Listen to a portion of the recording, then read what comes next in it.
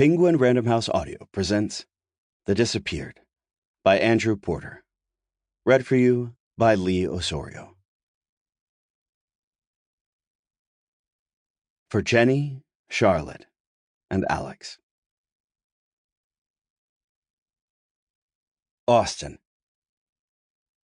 The other night at a party in Westlake Hills, just outside of Austin, I stepped outside to get some air and found a group of my old friends sitting around a fire pit in the backyard, smoking cigarettes.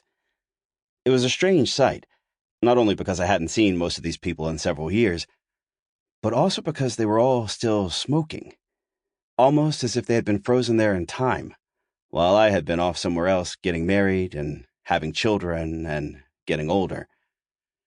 It was close to 1 o'clock in the morning by then, and my wife, Laura, had long since left the party.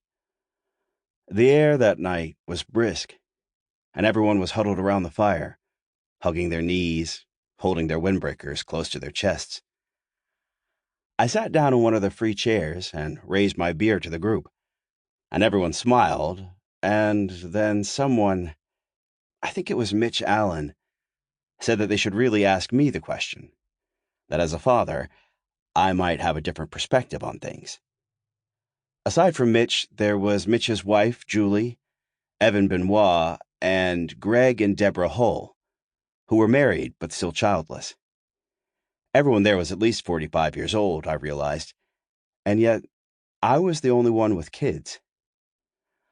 What we were talking about was something that happened last year to one of Evan's friends, Mitch said. This guy, Callan. Evan pulled out a cigarette from his pack and shook his head. If you're going to tell it again, I'm going to need another beer. I'm not going to tell it again, Mitch said. I'm just going to give him the short version.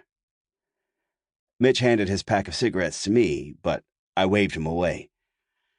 8 years nicotine-free, I said, maybe a little too proudly. Everyone looked at me. Bullshit, Julie said. I saw you smoking last summer at... Where was it? Julie, I said, I don't think I've seen you in close to 7 years. Julie squinted her eyes as if unsure of where she was at the moment. Everyone there was drunk, but Julie was perhaps a little further gone than the rest of us. Okay, Mitch said, lighting a cigarette himself. Back to the story, okay? Check this out. But the story Mitch told made little sense.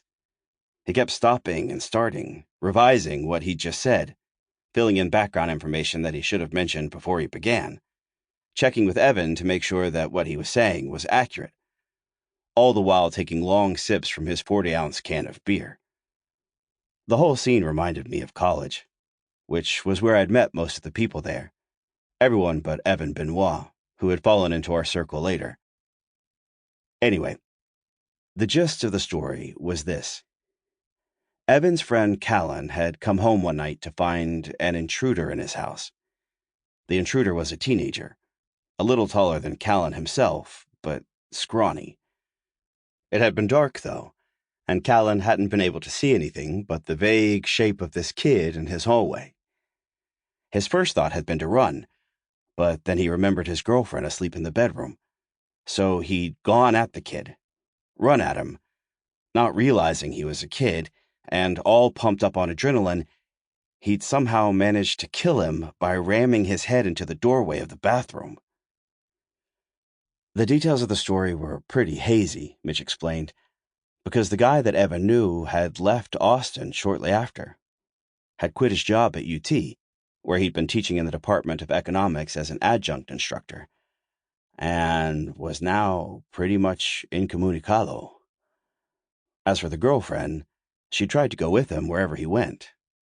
Albuquerque, Evan thought. But he'd refused to let her.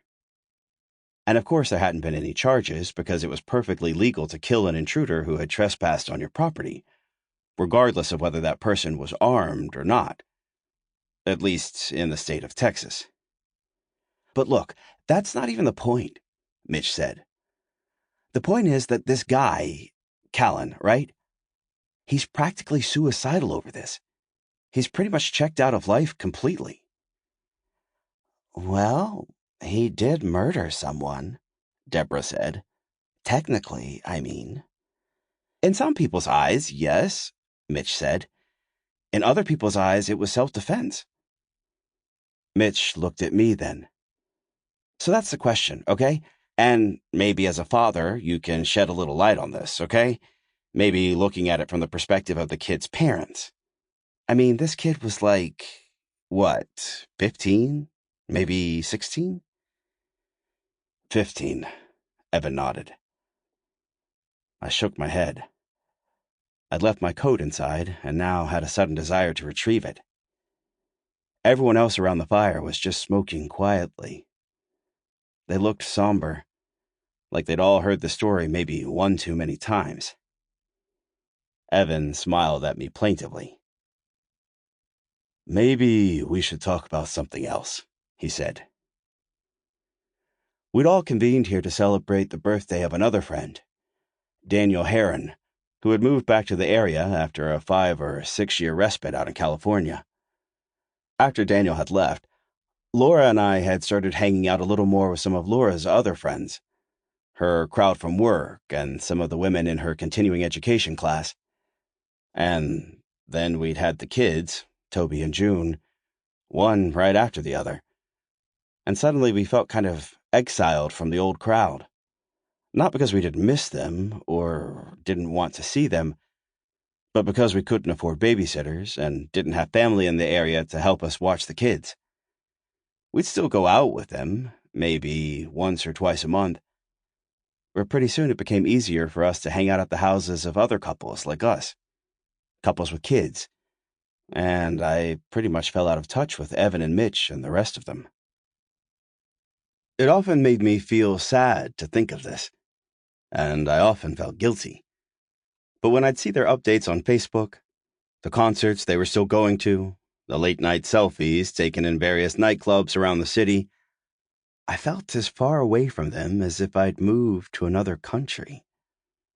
They had managed to preserve their youth, while I had given in to the widening waistline, the boat shoes, the gray hair and my beard. And yet, here was a familiar scene playing out before me. A late-night ethical dilemma, something straight out of Dostoevsky. And, better still, it had happened to someone one of us knew. And yet, I couldn't bring myself to play along with them. What I wanted to say was that I'd somehow lost sight of how to discern things like right and wrong, and that when it came to matters like murder and death, it was all just sad to me. It wasn't about being justified or not, it was about something very sad that had happened to two human beings and their families. Beyond that, there was not much to say. I didn't say any of this, though. Instead, I just excused myself to the bathroom, promising Mitch I'd give him an answer upon my return, a father's take on what he'd just described. But somehow, when I got out to the kitchen, I realized I wouldn't be going back. Something about the conversation had rattled me, depressed me. I looked out through the sliding glass doors at my friends, sitting around the fire pit with their cigarettes. I'd known most of these people close to 20 years, and yet, at that moment, I barely recognized them. I fixed myself a drink, and then, without saying goodbye to anyone, there were only a few people still sitting around the family room and kitchen, I walked down the hallway and out the front door. At home, I found my wife, Laura, asleep on the couch. She'd come home before me to pay the sitter and tuck in the kids. And now she was lying there, fully clothed, on the living room couch, her body wrapped in a blanket. I walked over to her and sat down beside her in the dim light, and then put my hand on her leg. In the other room, I could hear the faint sound of music playing, something light and acoustic. After a moment, Laura stirred and looked up, blinking at me, squinting as if she didn't recognize who I was. Sample complete. Ready to continue?